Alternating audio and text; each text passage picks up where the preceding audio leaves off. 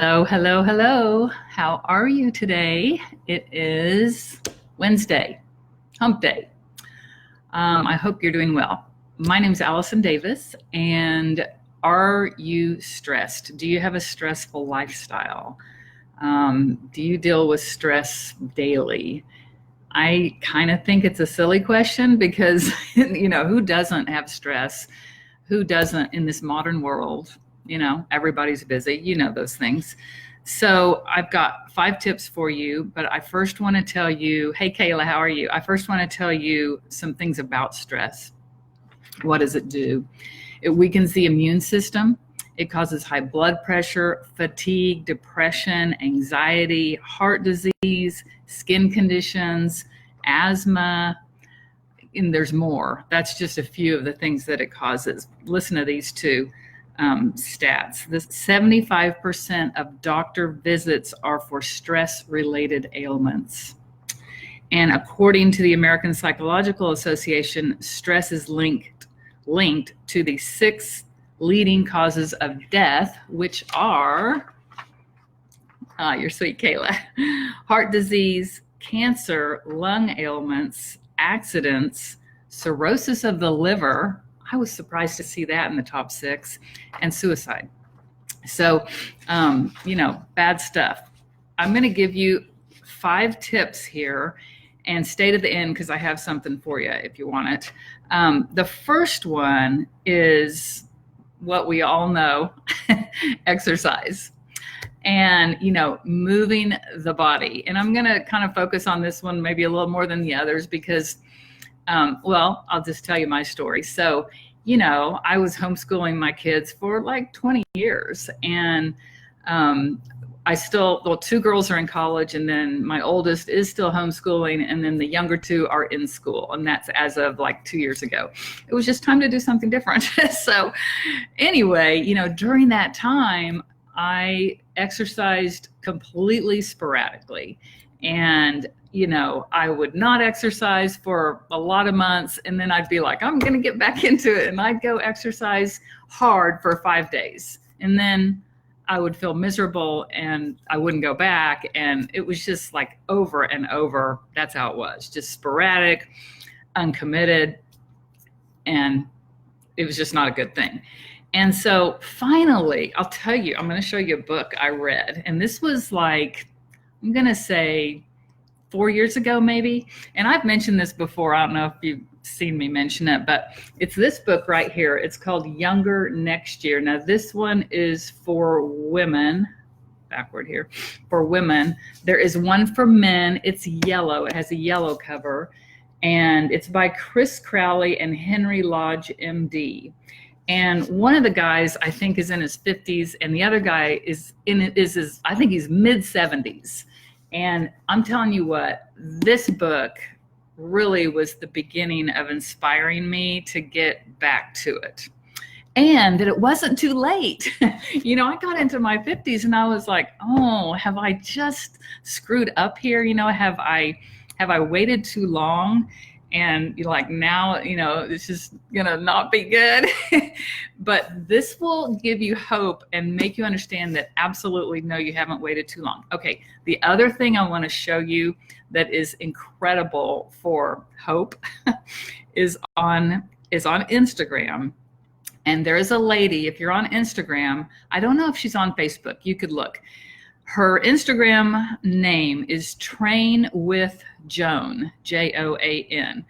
I'm going to show you a picture of her. She is in her 70s, and she did not start exercising until 2017. So like 2.5, 3 years ago. Here's a kind of before and after picture of her. And her daughter is a real big workout person and is the one that got her going on it. And I'm telling you what, if you want to be inspired and you think you're too old to get back into exercising, follow her. But what I did that finally worked was I thought to myself, if I say to myself, I'm going to go 5 days a week and work out, I'm not going to do that because I wasn't in shape. And so I started with 2 and I said, all right, I'm going to do this differently. I'm going to start with 2 days, and I'm going to get to where that is just a routine. And it's normal, and I do it 2 days a week, every week for a lot of weeks. And so I did that. I don't know how many weeks. I mean, it could have been 4 or 5 months. And then I added a 3rd day. And I think I went a few more months after that. And then I added a 4th day. And I pretty quickly after the 4th day added the 5th day. And I think I have been doing 5 days now for, gosh, at least a year. I don't know if it's a little more than that, but, and I go to a class and I have to pay for the class. And, you know, that's kind of the accountability that gets me there. But I also love the class. The lady that teaches it's just always positive. You know, it's so important to find something you love like that. So anyway, exercise is huge. Move your body. It will reduce anxiety, reduce fatigue, make you calmer. You know, I love what Chalene Johnson says. She's like, people say, how many days a week should I exercise? And she says, well, how many days a week do you want to be in a good mood? Hey, Gina. And so that's like every day. Who doesn't want to be in a good mood? So that is just huge. And, you know, just start walking. If that's an overwhelming thought, just start walking. Just move your body. Okay, number 2, sort out your finances. Finances can be so stressful. I'm pretty sure they are the number 1 leading cause of divorce. You know, the best thing my husband and I ever did was the Dave Ramsey class. We did it, I want to say it was 12 years ago, maybe. And we went to our church. It was like a 12-week, you know, once a week we went, we did a class, and it was fun because he's funny. You know, we watched a video and then we discussed it. And then we just, you know, we put into practice what he said. So that is just a huge stressor, finances. Let's see, number 3. This is a hard one too. Cut down on caffeine.